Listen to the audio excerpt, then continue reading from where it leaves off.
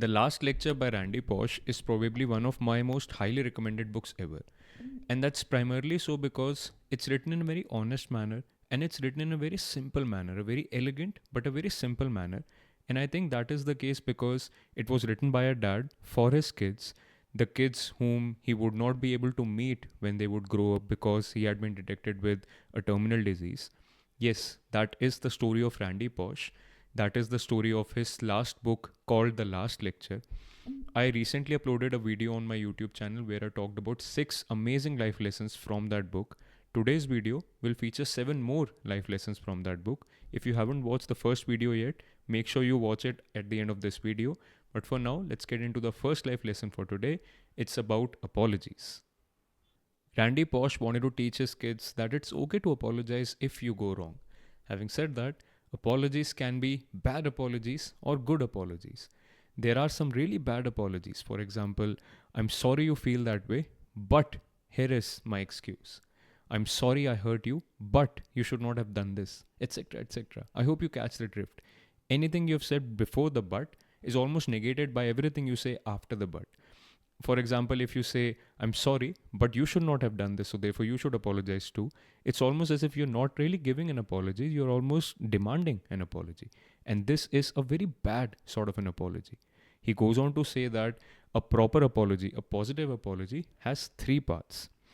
What I did was wrong, I feel bad that I hurt you, and what can I do to make this better? And he goes on to say that the third question, what can I do to make this better, can actually end up creating a situation where people take advantage of you. Of course, some people may do that, and you have to factor that in.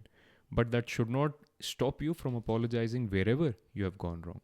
And more often than not, if you actually put forward an apology in this manner, people who you want to have a good relationship with will actually try to invest their own effort to make things better with you, to ensure that this sort of a situation does not happen between the two of you again. The second life lesson I want you to have from this book is a very simple one, and it is sometimes all you have to do is just ask. There are so many situations in our lives where our ego comes in, and before even asking a question, we become so shy, we become so engulfed in our own shells that we don't even put forward a question that we really wanted to put forward. And that's it. Sometimes all you have to do is put aside your ego, is put aside your fear and shame, and just ask. For all you know, if you're already assuming that the answer is going to be a no, might as well ask. Maybe it will be a yes. And Randy actually gives a lot of different examples from his personal life where what he did was simply just ask a question where a group of people around him were actually just assuming that the answer is already going to be a no. But he remembers those incidents fondly because all he did was ask and he got the reply, sure, why not? The next life lesson I want you to have from this book is have a heart.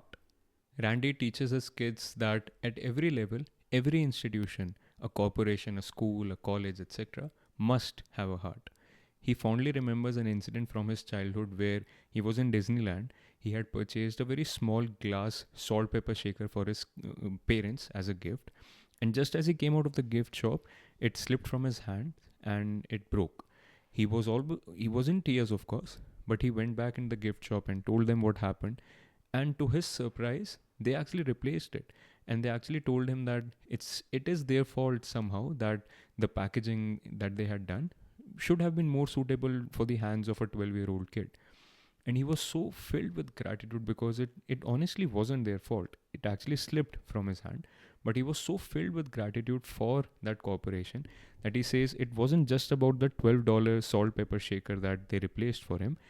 Over the next 20, 40 years of his life, he would end up spending just almost every single holiday with his kids, with his relatives in Disneyland.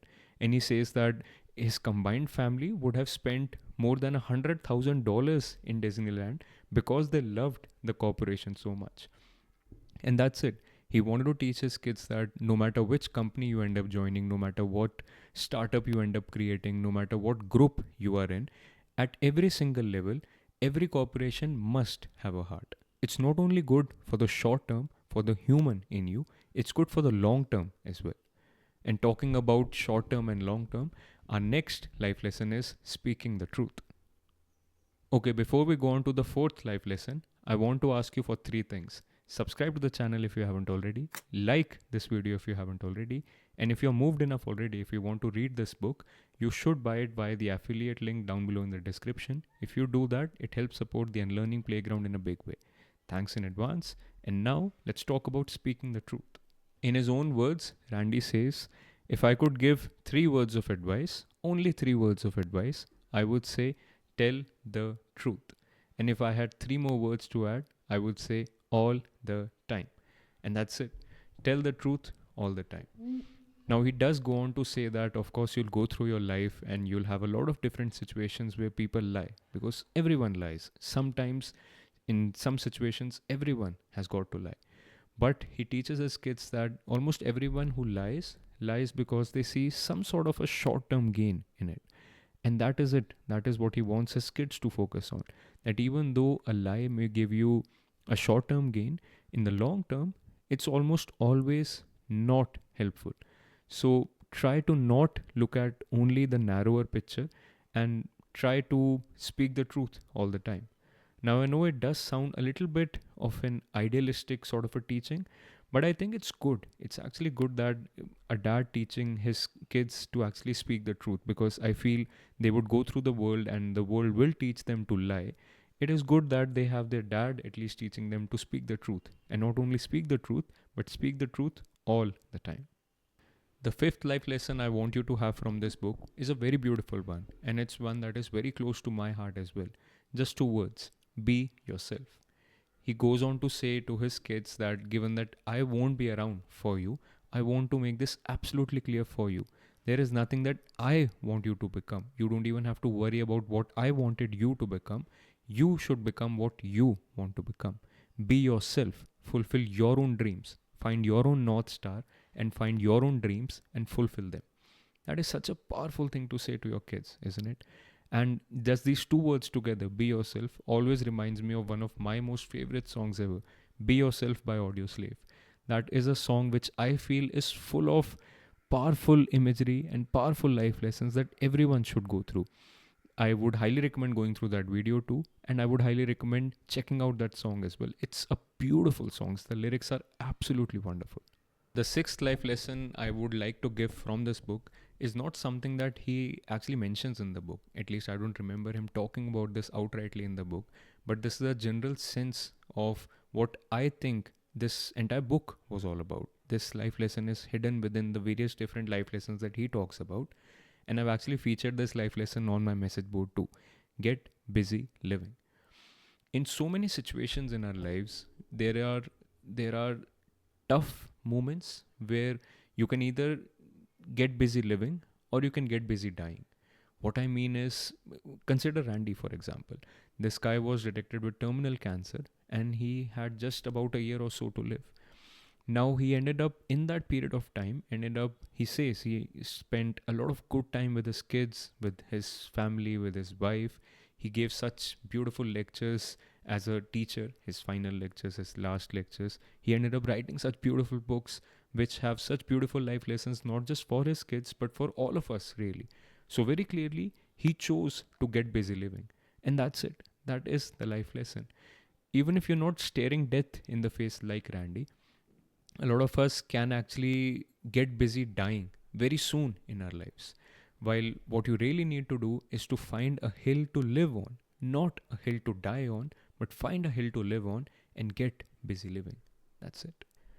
The final life lesson I want to feature from this book in today's video is also the final life lesson in this book. And the life lesson is, your dreams will come to you.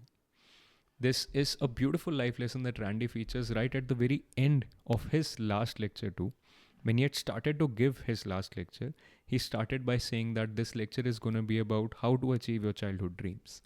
And by the very end of it, he ends up saying that this was not really about how to achieve your childhood dreams. This was rather about how to lead your life. And that is what I want to teach my kids. It's not about how to achieve your childhood dreams. That's not what I can teach you. But what I can teach you is how to lead a good life, how to lead your life.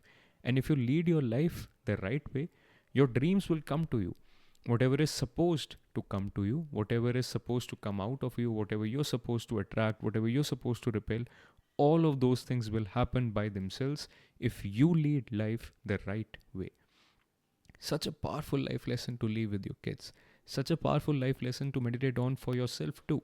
I'll repeat it once more for you. It's not about how to achieve your dreams, it's about how to lead your life.